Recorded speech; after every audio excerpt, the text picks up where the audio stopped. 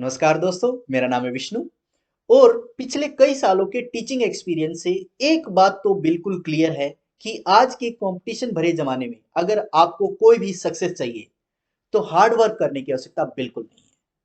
आवश्यकता है तो एक स्मार्ट वर्क करने की। अब ये स्मार्ट वर्क क्या होता है?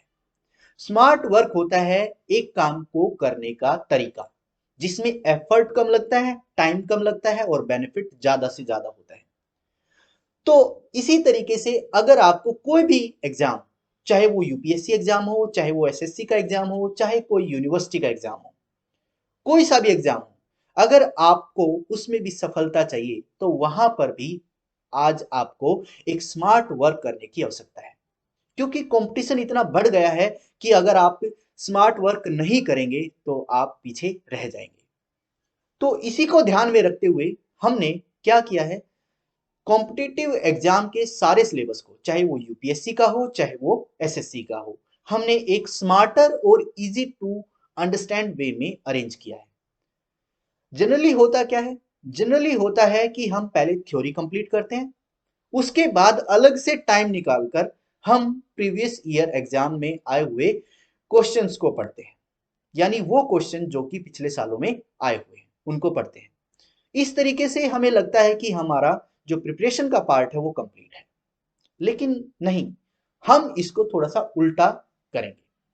उल्टा चलेंगे, कैसे चलेंगे? हम पहले उन क्वेश्चनों को पढ़ेंगे जो कि पिछले सालों में आए हुए हैं और साथ ही साथ उन क्वेश्चनों को भी पढ़ेंगे जो कि बहुत ही इंपॉर्टेंट है और जो कि आने वाले एग्जाम में पूछे जा सकते हैं। इस प्रकार हम क्वेश्चन आंसर्स की हेल्प से अपनी थ्योरी को कंप्लीट करेंगे। इससे फायदा ये होगा कि आपको अलग से थ्योरी करने के बाद अलग से टाइम नहीं देना पड़ेगा अपनी प्रैक्टिस को। थ्योरी के साथ साथ ही आपको आपकी प्रैक्टिस जो है वो बिल्कुल कंप्लीट हो जाएगी। आपका समय भी बचेगा, क्योंकि थ्योरी पढ़ने के बाद जनरली बच्चे क्या करते हैं, अलग से टाइम देकर प्रैक्टिस करते हैं, क्वेश्चन आंसर पढ़ते हैं। हम थ्योरी के साथ साथ ही उनको पढ़ लेंगे। इवन हम ये करेंगे कि पहले क्वेश्चंस पढ़ेंगे, क्वेश्चन आंसर देखेंगे और फिर उसी के हेल्प से हम अपनी थ्योरी को समझेंगे। ये एक स्मार्टर वे होगा। इससे क्या होगा? इससे आपका कॉन्फिडेंस लेवल बहुत ही हाई रहने वाला है। हाई कैसे रहने वाला है? क्योंकि आपको पहले से ही पता होगा कि कौन कौन से क्वेश्चन पहले पूछे जा चुके हैं और कौन कौन से पूछे जा सकते हैं। इस तरीके से आपका जो सिलेबस है बहुत ही उम्दा तरीके से कवर होगा। यकीन मानिए कुछ टाइम के बाद आपको फील होगा कि जो हम पढ़ रहे हैं, जिस तरीके से हम पढ़ रहे हैं, वो एक बिल्कुल सच में एक स्मार्टर वे है, एक बहुत ही अच्छा तरीका है सिलेबस को कवर करने का। तो इसी को ध्यान में रखते हुए हम आज से शुरू करेंगे ज्योग्राफी। तो यहाँ से हम शुरू करते हैं अपनी ज्योग्राफी को। सबसे पहला क्वेश्चन जो हमारे सामने आएगा वो ये होगा कि what is the definition of geography. भूगोल की परिभाषा क्या है। अलग अलग किताबों में आप देखेंगे कि अलग अलग डेफिनेशन है, लेकिन मैं कहूंगा कि जो सबसे सिंपल डेफिनेशन है वो ज्योग्राफी के नाम में ही है, जियोग्राफी। ठीक है। जियो का मतलब होता है पृथ्वी और ग्राफी का मतलब होता है वर्णन करना। तो ज्योग्राफी क्या हुआ? ज्योग्राफी हुआ पृथ्वी का वर्णन करना, यानी एक ऐसा विज्ञान जो पृथ्वी का वर्णन करता है वो ज्योग्राफी होता है। दूसरी डेफिनेशन क्या हो सकती है? दूसरी डेफिनेशन ये हो सकती है कि पृथ्वी के सभी तत्वों का, चाहे वो पृथ्वी के अंदर हो या पृथ्वी के धरातल पर हो या पृथ्वी के बाहर, जो कोई तत्व या जो कोई चीज पृथ्वी से संबंध रखती है उन सभी का अध्ययन करना ज्योग्राफी है। ये सिंपल डेफिनेशन आपको याद रखनी। इसके बाद जो ये विषय विज्ञान बनकर तैयार हुआ, इसका नामांकन एक बहुत ही फेमस, बहुत ही प्रसिद्ध विद्वान इरेटोस्थनीज ने किया था। यानी इसका नाम देने वाले इरेटोस्थनीज थे।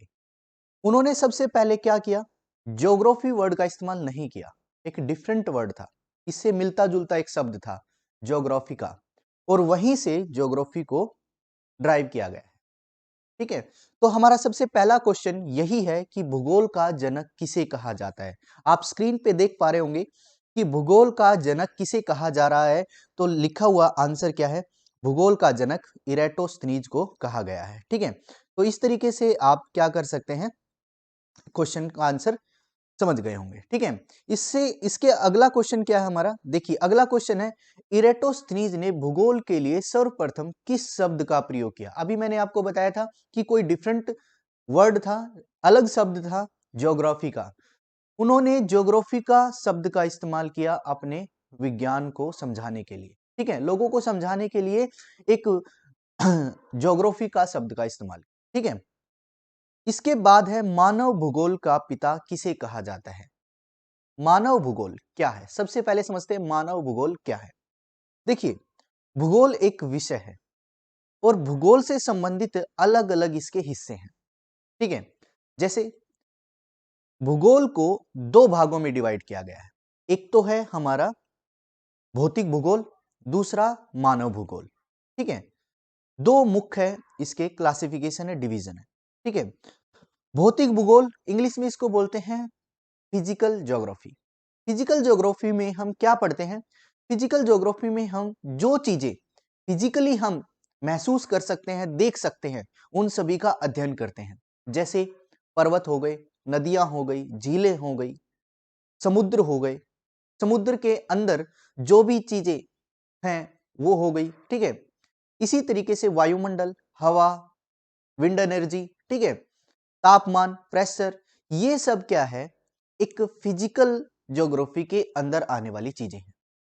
ऐसे ही ह्यूमन ज्योग्राफी में क्या है, बहुत सारी चीजें जो मनुष्य से संबंधित हैं, मनुष्य और धरती से साथ मिलकर एक रिलेशन बनाती हैं, वो सब चीजें हम मानव भूगोल में करेंगे, यानी ह्यूमन ज्योग्राफी में करेंगे। ह्यूमन ज्योग्राफी के अलग अलग हिस्से हैं, जैसे political geography, social geography, economical geography, cultural geography, historical geography, ये सब ज्योग्राफी ह्यूमन ह्यूमन ज्योग्राफी के अंदर आती हैं। एक बहुत ही खास पार्ट, बहुत ही मुख्य पार्ट जो कि ह्यूमन ज्योग्राफी का है, वो है एनवायरमेंटल ज्योग्राफी। एनवायरमेंटल ज्योग्राफी से बहुत सारे क्वेश्चन बनते हैं। अब ये एनवायरमेंटल ज्योग्राफी है क्या, एनवायरमेंटल ज्योग्राफी है मनुष्य का और अर्थ के एनवायरमेंट का आपस में क्या रिलेशन है।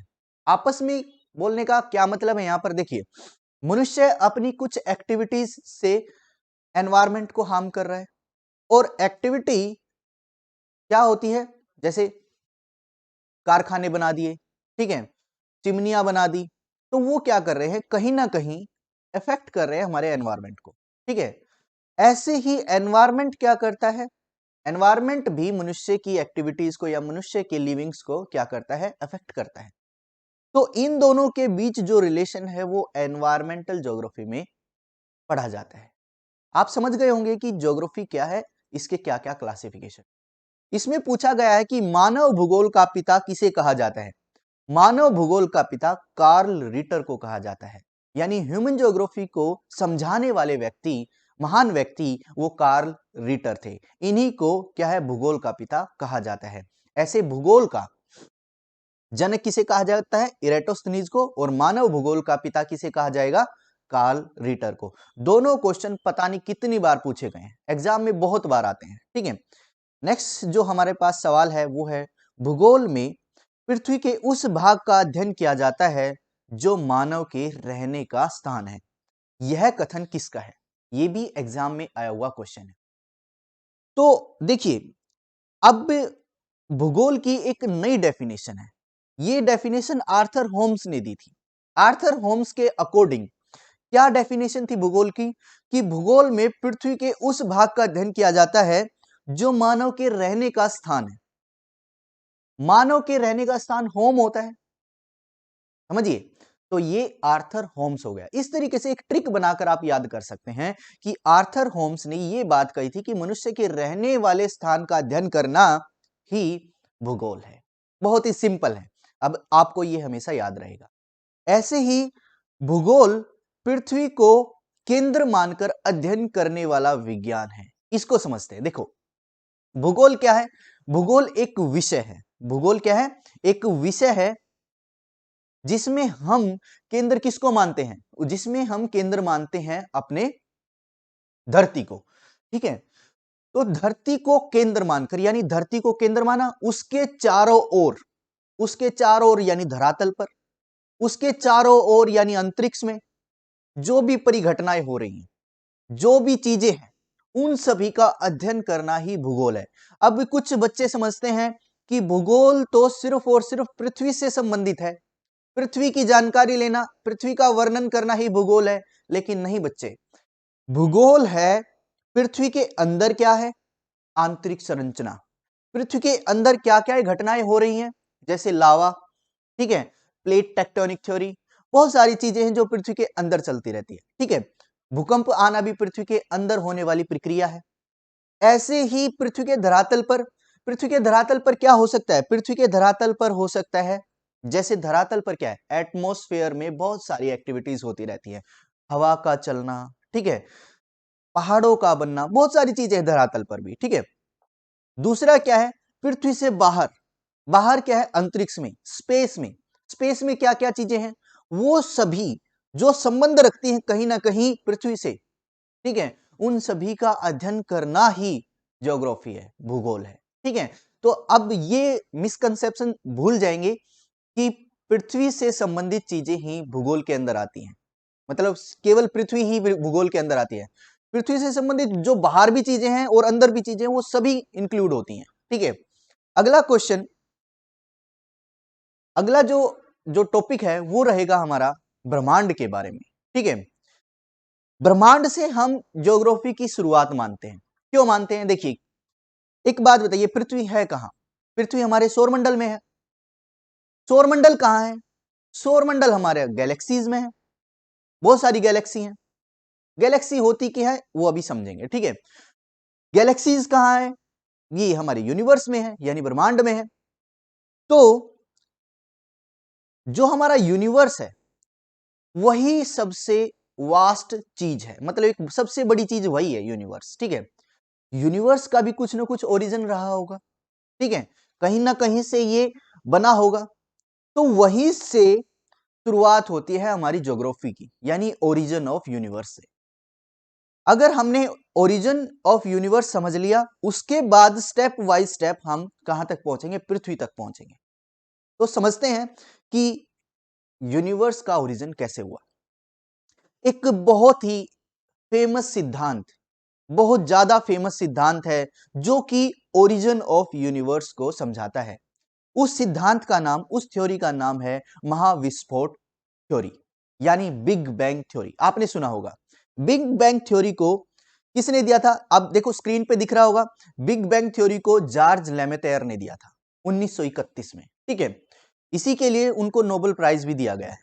तो महाविस्फोटक थ्योरी, महाविस्फोट थ्योरी यानी बिग बैंग थ्योरी क्या है, इस चीज को समझ लेते हैं, ठीक है। ज्यादा हम डिस्कस नहीं करेंगे क्योंकि जो जो क्वेश्चन आने वाले हैं या जो जो क्वेश्चन आ चुके हैं वो आपके स्क्रीन पर है, सामने है, ठीक है।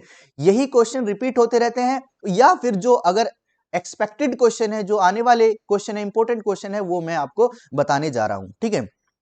तो देखिए, पहले ध्यान से सुनना है और आप कॉपी में नोट डाउन भी कर सकते हैं इस बात को, कि बिग बैंग थ्योरी ये कहती है कि जितना भी यूनिवर्स में मैटर है, जो कुछ यूनिवर्स के अंदर है, चाहे वो ग्रह हो, सबसे पहले उपग्रह हो, ग्रह हो, सौरमंडल की चीजें हो, सूर्य हो, स्टार हो, गैलेक्सी हो, नेबुलाज हो, सब कुछ एक ही जगह केंद्रित थी, यानी एक ही जगह सारी चीजों को इकट्ठा करके रखा हुआ था। उसको बोलते हैं, उस इकट्ठी चीज को बोलते हैं प्राइमोर्डियल एटम। क्या बोलते हैं, प्राइमोर्डियल एटम बोलते हैं उसको, ठीक है। अब सब कुछ एक जगह केंद्रित था, सब कुछ एक ही जगह था, उसमें एनर्जी भी थी, ठीक है। एनर्जी भी तो एक मास एनर्जी कंजर्वेशन आपने पढ़ा होगा कि एनर्जी को मास में और मास को एनर्जी में कन्वर्ट किया जा सकता है, ठीक है। यानी मास के साथ साथ, बहुत बड़े मास के साथ साथ उसके अंदर, उस गोले के अंदर एनर्जी भी थी। हम यहां पर एटम जरूर बोल रहे हैं, लेकिन एटम, आप सोचेंगे कि एटम तो बहुत सबसे स्मॉलेस्ट चीज होती है, लेकिन नहीं, वो एटम इसलिए बोला गया क्योंकि शुरुआती प्राइमोर्डियल मतलब शुरुआती टाइम का एक गोला, ठीक है, जिसमें से सभी ग्रह, सभी गैलेक्सी, सभी नेबुला, सब कुछ उसी से निकला हुआ है, ठीक है।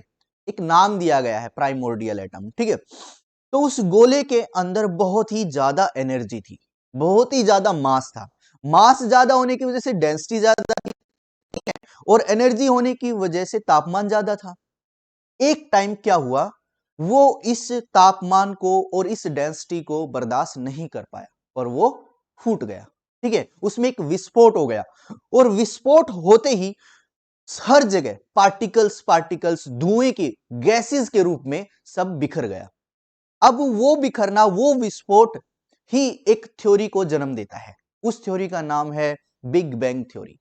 ठीक है, तो बिग बैंग थ्योरी एक एक सिद्धांत है जिसमें यह बताया गया है कि विस्फोट कैसे हुआ, विस्फोट के बाद क्या क्या परिणाम निकले, क्या क्या चीजें हमारे सामने आई। यह सिद्धांत कहता है बिग बैंग थ्योरी। ठीक है, बिग बैंग थ्योरी में ये सब बातें लिखी हुई हैं।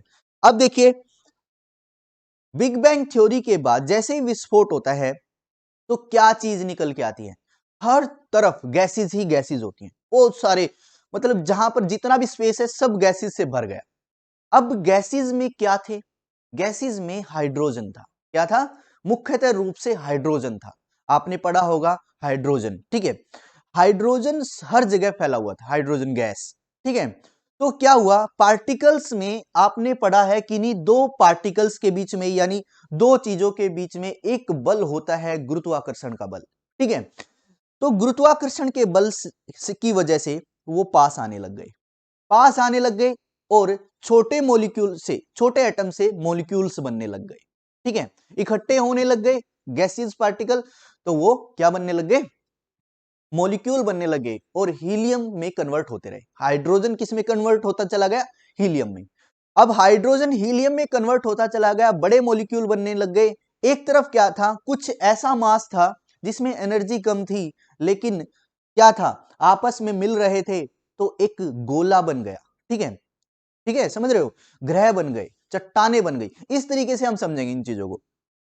तो क्या हुआ, जब आपस में हाइड्रोजन मिलकर हीलियम बन रहे थे तो वहां पर एक एनर्जी निकल रही थी। जब हाइड्रोजन का फ्यूजन हो रहा था, फ्यूजन बोलते इसको, फ्यूजन अभिक्रिया। ठीक है, तो जब हाइड्रोजन का फ्यूजन हो रहा था तो क्या है, वहां पर एनर्जी निकल रही थी, ऊर्जा निकल रही थी। तो जैसे जैसे इकट्ठे होते गए तो ऊर्जा निकलती रही, तो वो एक चमकने लग गया, स्टार की तरह चमकने लग गया। तो क्या बन गए, स्टार बन गए। अलग अलग जगह पर एकत्रित होते रहे हाइड्रोजन हीलियम, हीलियम में, और तो क्या हो गया, बहुत सारे स्टार बन गए। जब वो स्टार बन गए, स्टारों का यानी तारों का एक गुच्छा दिखाई देने लग गया। वो गुच्छा क्या था, वो एक गैलेक्सी बन गया। अब गैलेक्सी के अंदर हमारा, जैसे हमारी मिल्की वे गैलेक्सी, आपने सुना होगा मिल्की वे गैलेक्सी, अभी थोड़ी देर बाद पढ़ेंगे हम। मिल्की वे गैलेक्सी में सन एक स्टार है, सूर्य एक तारा है। ठीक है, तो इसी तरीके से बहुत सारे स्टार्स में एक गैलेक्सी के अंदर बहुत सारे तारे बनकर तैयार हो गए। ठीक है, तारों से, तारों के चारों ओर ग्रह भी होते हैं। जैसे हमारा सूर्य से संबंधित जितने भी सदस्य हैं जो सूर्य की परिक्रमा करते हैं, ग्रह जो हैं वो एक परिवार बना रहे हैं जिसको सौरमंडल कहा गया। इसी तरीके से जो ग्रह हैं उनके उपग्रह हैं। ठीक है, तो हम ज्योग्राफी में इन सभी पर विचार करने वाले हैं। ठीक है, तो पहला जो क्वेश्चन यहां पर आप देख पा रहे हैं कि महाविस्फोट सिद्धांत, बिग बैंग थ्योरी संबंधित है, कहां से संबंधित है, अभी बताया कि ब्रह्मांड की उत्पत्ति से संबंधित है। ये क्वेश्चन पता नहीं कितनी बार आया हुआ है। ठीक है, यानी महाविस्फोट का सिद्धांत यूनिवर्स के ओरिजिन से संबंधित है। ठीक है, एक क्वेश्चन क्लियर। अगला जो क्वेश्चन है वो है, महाविस्फोटक सिद्धांत का प्रतिपादन किया था, किसने किया था, यह सिद्धांत किसने दिया था, जॉर्ज लेमेतेयर ने। यहां पर आप एक चीज और इंक्लूड कर सकते हैं कि 1931 में इस सिद्धांत को दिया गया था। ठीक है, दुनिया के सामने कब आया था, 1931 में। ठीक है, दूसरा क्या है, अगला क्वेश्चन है, आकाशगंगा को वर्गीकृत किया गया है, आकाशगंगा यानी मिल्की वे वर्गीकृत की गई है। देखो, अब जो बहुत सारी मैंने बताया था ना गैलेक्सी बनती हैं, कैसे बनती हैं, हर तरफ धुआं ही धुआं होता है, एक तरीके से गैसेज होती है। उस गैसेज में से क्या है, कुछ पार्टिकल्स, हाइड्रोजन पार्टिकल्स क्या होते हैं, हाइड्रोजन एटम मिल जाते हैं और हीलियम बनाते हैं। हीलियम जब बनता है, जब हाइड्रोजन का फ्यूजन होता है और हीलियम बनता है, तो वहां पर एनर्जी का क्या होता है, एवोल्यूशन होता है, एनर्जी निकलती है। ठीक है, अब एनर्जी निकलती है तो वो चमकने लग जाता है, तो स्टार बन जाता है, इस तरीके से है। ठीक है, बहुत सारे हाइड्रोजन एटम मिलेंगे, हीलियम बन जाएंगे और एनर्जी निकलेंगे, तो वो क्या हो जाता है, आपका क्या बन जाएगा, एक गैलेक्सी यानी एक स्टार बन जाएगा। ठीक है, और स्टार्स का कलेक्शन गैलेक्सी होता है। ठीक है, बहुत सारे स्टार्स का एक ग्रुप गैलेक्सी कहलाता है। ठीक है, तो गैलेक्सी के कई प्रकार हैं। ठीक है, कई तरीके से गैलेक्सी को बांटा गया है। अब गैलेक्सी की आकार को यानी शेप को देखकर गैलेक्सी को तीन भागों में, मुख्यतः तीन भाग, और भी अलग तरीके की गैलेक्सीज होती हैं, लेकिन हमें कहां तक पढ़ना है, सिर्फ तीन भाग। ठीक है, तो तीन भागों में इसको बांटा गया है। तो पहला भाग है एलिप्टिकल गैलेक्सी। एलिप्टिकल का मतलब होता है अंडे के आकार में। ठीक है, आप यहां पर देख पा रहे होंगे, ये जो है कुछ अंडाकार है। ठीक है, अंडाकार गैलेक्सी है। ठीक है, अगला जो है वो क्या है, ये आप देख पा रहे होंगे यहां पर, ये है स्पाइरल। स्पाइरल, अब देखो, जो ये जो पिक है, इसके नीचे ओरिजिनल पिक है। ठीक है, ये कुछ नाम दिया गया है ESO325G004। ठीक है, ये हमारे काम का नहीं है, बिल्कुल नहीं है। ठीक है, लेकिन हमें थोड़ा सा अंदाजा मिल जाएगा कि किस तरीके से गैलेक्सीज है, रियल गैलेक्सी क्या है। ठीक है, तो एलिप्टिकल गैलेक्सी के नीचे जो इमेज दे रखी है, ये कहीं ना कहीं हबल टेलीस्कोप से खींची गई इमेजेस है। ठीक है, तो इस तरीके की गैलेक्सी क्या है, एलिप्टिकल। एलिप्टिकल का मतलब होता है जो अंडाकार हो। ठीक है, अंडे के एग शेप में हो, वो एलिप्टिकल क्या होगी, गैलेक्सी होगी। ऐसे ही यहां पर स्पाइरल है। देखिए, स्पाइरल में नीचे आप देख रहे हो जो हमारा मिल्की वे गैलेक्सी है ना, वो भी स्पाइरल शेप में है। इसमें स्पाइरल, सर्पिलाकार, कैसे, सर्पिलाकार, आपने देखा होगा स्प्रिंग, जैसे स्प्रिंग होता है। ठीक है, इस तरीके से सर्पिलाकार होता है। ठीक है, ये हमारी मिल्की वे गैलेक्सी भी सर्पिलाकार है। ठीक है, इरेगुलर होता है। इरेगुलर का मतलब कोई डेफिनेट शेप नहीं होती, कोई आकार नहीं होता। मतलब मुख्यतः हम क्या बोलेंगे कि इसका कोई डेफिनेट शेप नहीं है, इरेगुलर शेप है। ठीक है, इरेगुलर का मतलब होता है कोई, हम ये नहीं कह सकते कि ये हमेशा ऐसी शेप में रहेगी, कुछ भी हो सकता है, कोई भी शेप हो सकती है, उसको इरेगुलर शेप बोलेंगे। और आप देख पा रहे होंगे कि इरेगुलर शेप की भी एक इमेज आपको यहां पर दी गई है। ठीक है, ठीक है, आपको दी गई है। ठीक है, तो हमारा जो क्वेश्चन ये था, हमारा क्वेश्चन क्या था, मैं इसको इरेज कर देता हूं। हाँ, हमारा क्वेश्चन था कि जो आकाश गंगा, देखिए आकाश गंगा जो है, मिल्की वे है, वो वर्गीकृत की गई है, कहां पर की गई है, सर्पिलाकार गैलेक्सी के रूप में। तीन तरीके की गैलेक्सी है, तीन में से एक जो फॉर्म है, एक टाइप है, वो है सर्पिलाकार यानी स्पाइरल शेप में। वैसी ही हमारी गैलेक्सी है ना, हमारी गैलेक्सी को यानी मिल्की वे गैलेक्सी को काउंट किया गया है स्पाइरल गैलेक्सी में। ठीक है, इसके बाद जो है वो देखिए, ब्रह्मांड वर्ष यानी कॉस्मिक ईयर कहलाता है। क्या है ये ब्रह्मांड, क्या है, अब देखिए ब्रह्मांड वर्ष क्या है। अब देखिए एक गैलेक्सी, देखिए गैलेक्सी हमारी ये जो स्पाइरल शेप में जो गैलेक्सी है, इसके नीचे देखिए, इसके नीचे है, ये हमारा बीच है, स्पाइरल का सेंटर है, स्पाइरल का सेंटर है हमारे बीच में। देखिए ये सेंटर है हमारा, और इस सेंटर के कहीं यहां पर हमारा सूर्य है। ठीक है, जो सेंटर है, सेंटर के कहीं दूर जाकर हमारा, थोड़ा सा दूर हमारा क्या है, सूर्य है। ठीक है, ये गैलेक्टिक सेंटर है, क्या है, ये वाला जो है वो गैलेक्टिक सेंटर है, और ये हमारा सूर्य है। ठीक है, तो सूर्य इसकी परिक्रमा करता है ऐसे, सूर्य इसकी परिक्रमा ऐसे करता है। तो सूर्य को कितना समय लगता है एक परिक्रमा पूरी करने में, एक परिक्रमा पूरी करने में सूर्य को कितना समय लगता है, वही हमारा क्या है, गैलेक्टिक सेंटर है। ठीक है, वो हमारा क्या होगा, गैलेक्टिक वर्ष होगा, सॉरी, वो क्या होगा, एक कॉस्मिक ईयर होगा, सॉरी। ठीक है, यानी गैलेक्टिक, गैलेक्सी के केंद्र को, गैलेक्टिक सेंटर का मतलब होता है गैलेक्सी का केंद्र। गैलेक्टिक सेंटर क्या होता है, गैलेक्सी का केंद्र, उसके चारों ओर सूर्य को परिक्रमा करने में कितना समय लगता है, वो हमारा ब्रह्मांड वर्ष यानी कॉस्मिक ईयर होगा। ठीक है, मैं गैलेक्टिक ईयर बोल रहा था, ठीक है, नहीं, वो ब्रह्मांड वर्ष होगा यानी कॉस्मिक ईयर होगा। ठीक है, आई होप आप समझ गए होंगे। ठीक है, अच्छा, अब अगला क्वेश्चन है, तारे के विकास क्रम में सर्वप्रथम होता है। अब सबसे इंपॉर्टेंट क्वेश्चन है, देखिए तारों का विकास क्रम क्या है, यानी जो तारे हैं वो किसी ना किसी कई स्टेज से गुजरते हैं अपनी लाइफ में, उन स्टेजेस के बारे में पूछ रहे हैं। तो सबसे पहली जो स्टेज है उसके बारे में पूछा जा रहा है, समझ रहे हो? तो सबसे पहली स्टेज कौन सी है, उसका नाम पूछा गया है कि तारे के विकास क्रम में सर्वप्रथम होता है, कौन सी स्टेज होती है। तो मैं इस विकास क्रम को अच्छे से समझाना चाहूंगा, क्योंकि यहां पर कई बच्चे कंफ्यूज हो जाते हैं और कई क्वेश्चन यहां पर बनते हैं। देखिए, अब यहां पर जो मैंने बताया था तारे स्टार्टिंग में कैसे बनते हैं, देखिए मैंने बताया था कि हाइड्रोजन एटम मिलते हैं और हीलियम न्यूक्लाई बन जाता है। हाइड्रोजन मिल मिलकर क्या बनाते हैं, हीलियम बनाते हैं और एनर्जी इवोल्व करते हैं, ठीक है, एनर्जी यहां से निकलती है। तो यहां पर जो पहली स्टेज है जब तारे बन रहे होते हैं, देखिए कहां पर है, यहां पर जो पहली स्टेज है वो ये है प्रोटोस्टार, ठीक है। प्रोटोस्टार क्या है, एक ऐसा स्टार है जो अभी अभी बना है, अभी अभी मतलब नया नया बनता है, उसको प्रोटोस्टार कहते हैं। यानी वो स्टेज जिसमें स्टार न्यूली डेवलप हुआ है उसको प्रोटोस्टार बोलते हैं, ठीक है।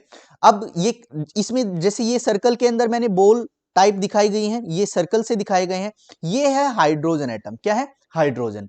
बहुत सारे हाइड्रोजन हीलियम में कन्वर्ट हो जाते हैं, ठीक है। हाइड्रोजन किस में कन्वर्ट हो रहे हैं, हीलियम में।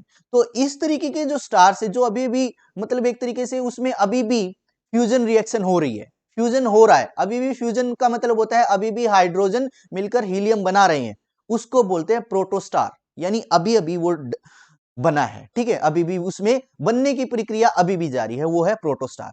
उसके बाद जब वो फुली डेवलप हो जाता है, फुली डेवलप हो जाता है तो कौन सा स्टार बन जाता है, मेन सीक्वेंस स्टार, ठीक है। हिंदी हिंदी में मैंने ये नहीं लिखा तो आप इसको समझिएगा कि मेन सीक्वेंस स्टार प्रोटोस्टार के बाद वाली स्टेज है, मेन सीक्वेंस स्टार। अब देखिए कुछ स्टार साइज में बहुत बड़े बन जाते हैं तो कुछ स्टार छोटे रह जाते हैं, ठीक है। ये किस पर डिपेंड करता है, ये डिपेंड करता है कि कितना हाइड्रोजन हीलियम में कन्वर्ट हुआ है। अब ज्यादा हाइड्रोजन हीलियम में कन्वर्ट होगा तो बड़ा स्टार बनेगा, अगर कम हाइड्रोजन हीलियम में कन्वर्ट होगा तो छोटा स्टार बनेगा, यही है। तो देखिए उसके बाद मैंने दो क्लासिफिकेशन किए हैं, ठीक है, एक तो इस तरफ चला गया और दूसरा इस तरफ आ गया, ठीक है। तो ये देखिए ये है star about the same size as sun. Classification कैसे किया गया है, कुछ स्टार ऐसे होते हैं जो सन के आकार के हैं, कुछ ऐसे स्टार होते हैं जो सन से बहुत बड़े हैं, ठीक है।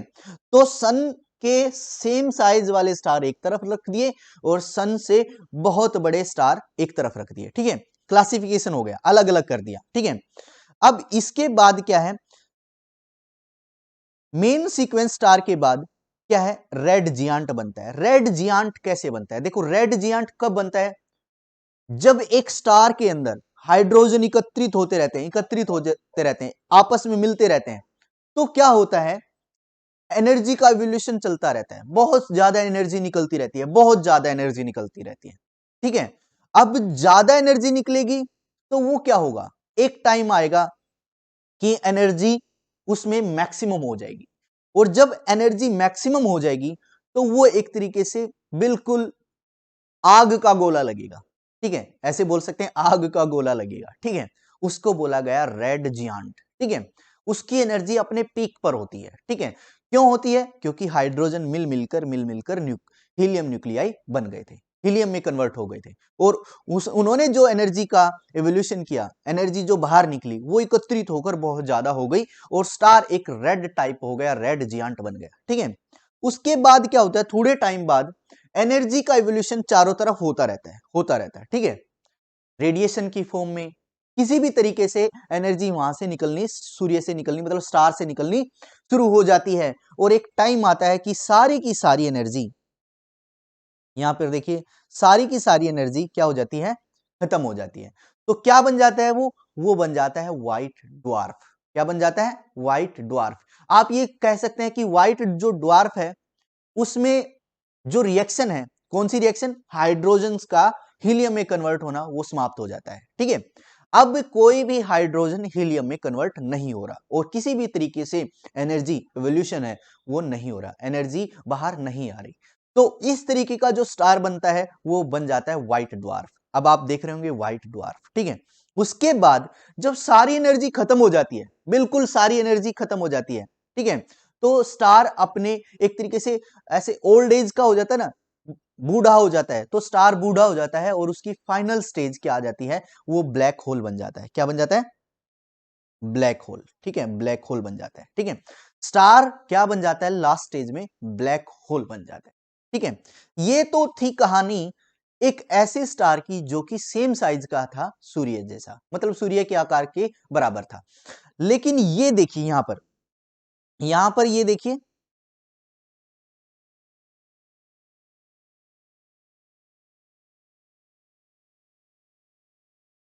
ये देखिए star much bigger than the sun, ऐसा स्टार जो कि सन से बहुत बड़ा है, सन से बहुत बड़ा है, उसके बारे में बात कर रहे हैं। द स्टार इधर वाले देखिए, इधर वाला, ठीक है, ये मैं बात कर रहा हूं, ठीक है। Star much bigger than the sun. अब देखिए इसमें भी क्या बनता है, एनर्जी का एक्यूमुलेशन होता रहता है, एनर्जी एकत्रित होती रहती है। क्यों होती रहती है? क्योंकि हाइड्रोजन जो है वो हीलियम में कन्वर्ट होते रहते हैं, हाइड्रोजन हीलियम में कन्वर्ट होते रहते हैं, एनर्जी निकलती रहती है।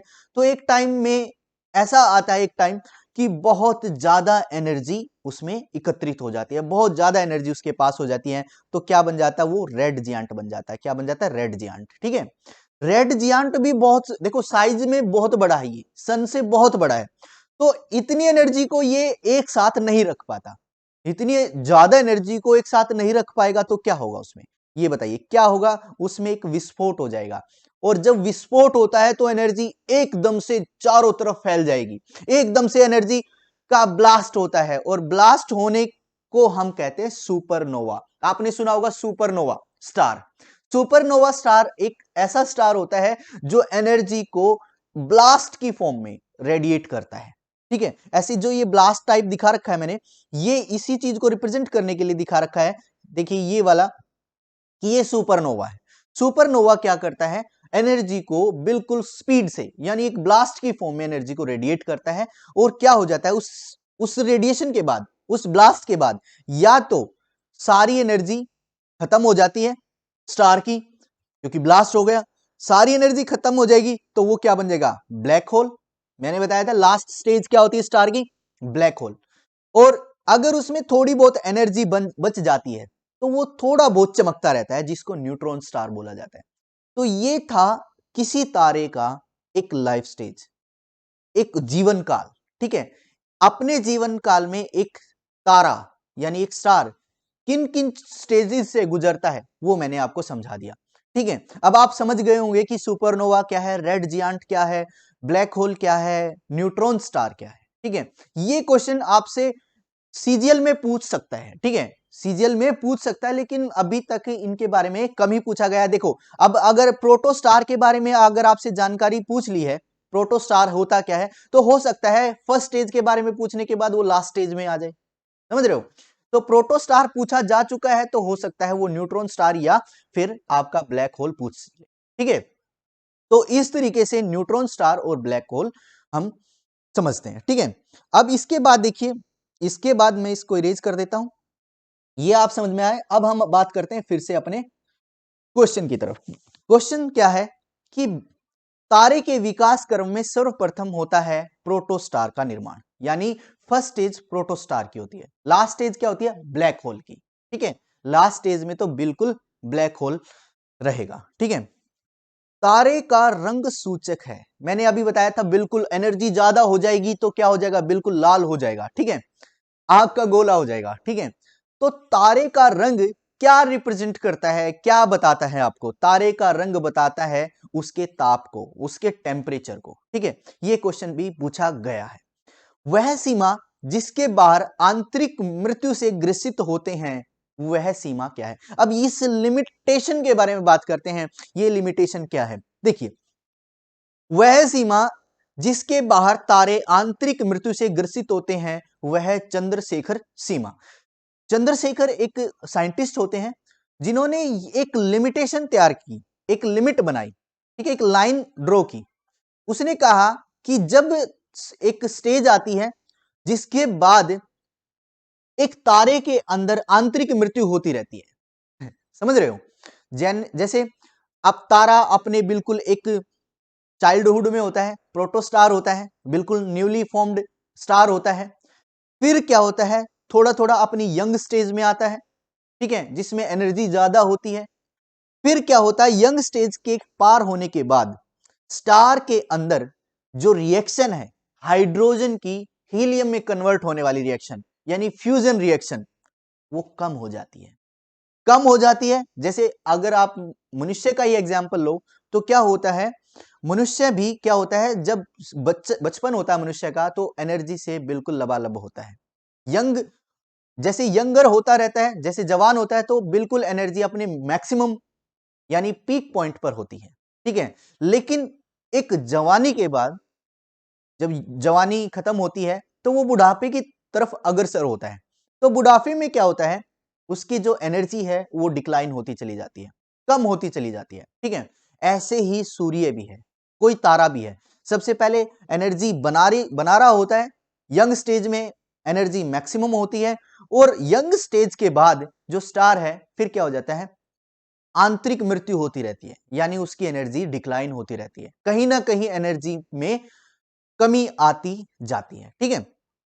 तो वो सीमा क्या है जिसके बाद आंतरिक मृत्यु होती रहती है, जिसके बाद एनर्जी खत्म होनी स्टार्ट हो जाती है, वो है चंद्रशेखर लिमिट, ठीक है। तो यहां पर उसी लिमिट को पूछा गया है कि देखिए वह सीमा जिसके बाहर आंतरिक मृत्यु से ग्रसित होते हैं वह क्या है, वह है चंद्रशेखर सीमा, ठीक है। अब आपको याद रहेगा कि चंद्रशेखर ने यह बात बताई थी कि एक लिमिट के बाद जो स्टार है वो अपनी एनर्जी को खत्म कर देता है, ठीक है, और शुरुआत हो जाती है खत्म होने की, वो लिमिट है, ठीक है। अच्छा, अगला क्वेश्चन है, तारों के कारण घटित आकाशीय परिघटना है लास्ट में कृष्ण वीवर। देखो कृष्ण वीवर क्या है, कृष्ण वीवर है ब्लैक होल, ठीक है। कृष्ण छिद्र भी बोलते हैं, कृष्ण वीवर भी बोलते हैं, ठीक है। कृष्ण वीवर एक लास्ट स्टेज है, एक परिघटना है जिसमें क्या होता है, एक कोई तारा अपनी सारी एनर्जी को क्या कर देता है, खत्म कर देता है और ब्लैक होल बन जाता है। ये घटना क्या है, कृष्ण वीवर है। इसके बाद देखिए अगला क्वेश्चन यही है कि अगला क्वेश्चन क्या है कि कृष्ण छिद्र ब्लैक होल सिद्धांत को प्रतिपादित किया था किन्होंने, एस चंद्रशेखर ने। अब ये इंपॉर्टेंट क्वेश्चन है, बहुत ही इंपॉर्टेंट है, कई बार पेपर में आया हुआ है आपके। आप देखेंगे कि जो प्रीवियस ईयर क्वेश्चन है उनमें ये कहीं ना कहीं मिलेगा कि जो हमारा ब्लैक होल है, ब्लैक होल की जानकारी किन्होंने दी थी, ब्लैक होल की जानकारी एस चंद्रशेखर ने दी थी। बहुत ही इंपॉर्टेंट क्वेश्चन है। उसके बाद हम बात करते हैं ब्रह्मांड का व्यास कितना है। ये इतना मतलब इंपॉर्टेंट क्वेश्चन नहीं है, लेकिन हो सकता है आपके एग्जाम में आ जाए। कौन सा है, ब्रह्मांड का व्यास कितना है, 10 प्रकाश वर्ष। कितना है, 10 प्रकाश वर्ष, ठीक है। वह गैलेक्सी जिसमें हमारा सौरमंडल स्थित है, मैंने बताया था हमारा सौरमंडल, सौरमंडल क्या होता है, सौरमंडल होता है सूर्य और उसके ग्रह, सूर्य और उसके परिवार के सदस्य ये एक सौरमंडल बनाते हैं, सूर्य का परिवार सौरमंडल होता है, ठीक है। तो सौरमंडल कहां है, कौन सी गैलेक्सी में है, ये है मंदाकिनी गैलेक्सी। क्या है, मंदाकिनी गैलेक्सी यानी आकाशगंगा, या फिर इसको दूध मेखला यानी मिल्की वे गैलेक्सी बोला जाता है। देखो आकाश गंगा, दूध मेखला या मिल्की वे, ठीक है। अगर इनमें से कोई भी अगर आपके ऑप्शन में आता है, मंदाकिनी आ जाए, आकाश गंगा आ जाए, दूध मेखला आ जाए, तो आप क्या करेंगे, इन्हीं पर टिक करेंगे, ठीक है।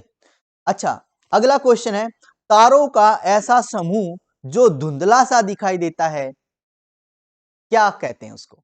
देखिए मैंने अभी बताया था कि तारे मिलकर एक समूह बनाते हैं जिसको क्या कहते हैं, गैलेक्सी, ठीक है।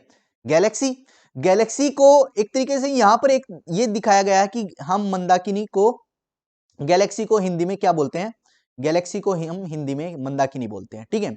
अच्छा, अब देखिए अगला क्वेश्चन क्या है, पृथ्वी की मंदाकिनी को क्या कहते हैं, यानी पृथ्वी की मंदाकिनी का मतलब पृथ्वी की गैलेक्सी, पृथ्वी कौन सी गैलेक्सी में, वही अभी सेकंड टाइम आ गया क्वेश्चन, दूध मेखला यानी आकाश गंगा में है, मिल्की वे में है। हमारी जो अर्थ है वो कौन सी गैलेक्सी में है, वो है आकाश गंगा में यानी दूध मेखला में। इसके बाद जो है आकाश गंगा मिल्की वे गैलेक्सी वर्गीकृत की गई है, फिर से दूसरी बार क्वेश्चन आया हुआ है, ये क्या है, सर्पिलाकार गैलेक्सी के रूप में। मैंने बताया था 3 तरह की गैलेक्सी होती हैं, स्पाइरल, इरेगुलर और एक इलिप्टिकल। 3 तरीके की गैलेक्सी में से जो स्पाइरल गैलेक्सी है उसी में वर्गीकृत की गई है हमारी गैलेक्सी को, ठीक है। अच्छा, आकाशगंगा, मिल्की वे, मंदाकिनी को सबसे पहले किसने देखा था? किसने देखा था? सबसे, मैं ये कह सकता हूं बहुत ही इंपॉर्टेंट क्वेश्चन है, ठीक है। सबसे पहले किसने देखा था? सबसे पहले गैलीलियो ने देखा था। जो हमारी गैलेक्सी है ना, उसको सबसे पहले किसने देखा था? गैलीलियो ने। ये आप ध्यान रखेंगे, बहुत ही इंपॉर्टेंट क्वेश्चन है, पेपर में 100% आ सकता है। अब अगला क्वेश्चन है, आकाशगंगा, आकाशगंगा की सबसे नजदीकी मंदाकिनी को क्या नाम दिया गया है? यानी जो हमारी आकाशगंगा है ना, हमारी आकाशगंगा के सबसे समीप कौन सी गैलेक्सी है? ठीक है, इसको हम पृथ्वी की मतलब पृथ्वी मंदाकिनी की बहन बोलते हैं। ये नाम है देवयानी। क्या? देवयानी। यानी ये आप देख पा रहे होंगे, देवयानी गैलेक्सी जो पृथ्वी के सबसे नजदीकी गैलेक्सी है, ठीक है। इंग्लिश में इसको एंड्रोमेडा बोलते हैं। क्या बोलते हैं? एंड्रोमेडा। इंग्लिश में क्या बोलेंगे इसको? एंड्रोमेडा। इसके बाद अगला है, नवीनतम ज्ञात मंदाकिनी कौन सी है? जो फिलहाल में ही जिसके बारे में जानकारी मिली है, फिलहाल में ही जिसको पहचाना गया है, वो गैलेक्सी कौन सी है? वो है हमारी ड्वार्क मंदाकिनी। ड्वार्क, क्या बोलेंगे इसको? ड्वार्क मंदाकिनी, ठीक है। इसको बोलेंगे ड्वार्क मंदाकिनी। यानी एक ऐसी गैलेक्सी, एक ड्वार्फ वैसे है ना, ड्वार्क मतलब बोलते हैं बोने को, ठीक है। ड्वार्क मंदाकिनी, ठीक है। ये हमारी गैलेक्सी से संबंधित क्वेश्चन थे, ठीक है। अब देखिए, अब ये जो आप देख रहे हैं, ये हमारी क्या है? ये हमारी जो गैलेक्सी है, आकाशगंगा है, यानी मिल्की वे गैलेक्सी है, वो इस तरीके की दिखाई देती है जैसे कि आपको स्क्रीन पर दिखाई दे रहा है, ठीक है। ये देखो, ये गैलेक्टिक सेंटर है। अब अगर आप यहां पर बात करें, ये गैलेक्टिक सेंटर है, मैं बता रहा था, और सन कहीं यहां पर है, और ये क्या है? इसका चक्कर ऐसे काटता है, ठीक है, ऐसे, ठीक है, ऐसे चक्कर काटता है, और इसको जितना समय लगता है एक परिक्रमा पूरी करने में, उसको बोलते हैं ब्रह्मांड वर्ष, यानी कॉस्मिक ईयर, ठीक है। क्लियर है? अच्छा, इसके बाद हम बात करते हैं, शायद आज यहीं पे खत्म करते हैं। आई होप आपने जितना पढ़ा है वो आपको समझ में आ गया होगा, और ये वीडियो आपको अच्छी लगी होगी। अगर ये वीडियो आपको अच्छी लगी है तो इसको प्लीज लाइक करें, शेयर करें और चैनल को सब्सक्राइब करें। Thank you very much.